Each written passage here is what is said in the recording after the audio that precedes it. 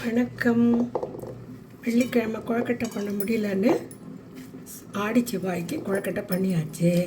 இன்றைக்கி உளுத்தங்கொழுக்கட்டைக்கு போடலை, பூர்ண கொழுக்கட்டை மட்டும்தான். பூர்ண கொழுக்கட்டை பண்ணி முடித்தாச்சு. மீதி மாவு மிச்சம் இருக்குது. நம்மளுக்கு வழக்கம் போல் டெஸ்க்கு தான் பிடிக்குமே. இன்றைக்கி எப்போயும் கொஞ்சமாக இருக்கும். இன்றைக்கி நல்லா உண்டுன்னு மாவு இருக்குது.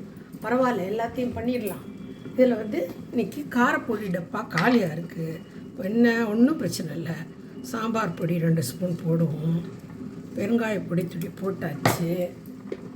உப்பு கொஞ்சம் போடுவோம். இப்போ எல்லாத்தையும் நல்லா பிசையலாம்.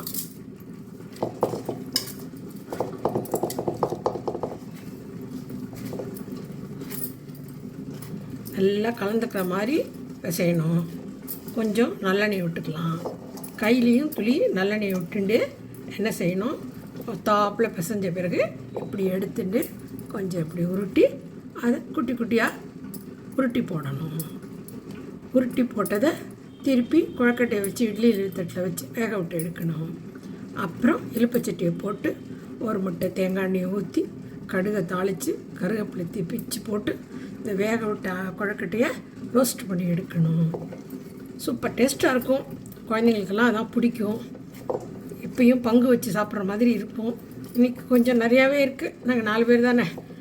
நான், தாத்தா, 2 பேத்தி முடிச்சுட்டு பேத்திகிட்ட கொண்டு கொடுக்கணும். அவ்வளோதான். ஓகே.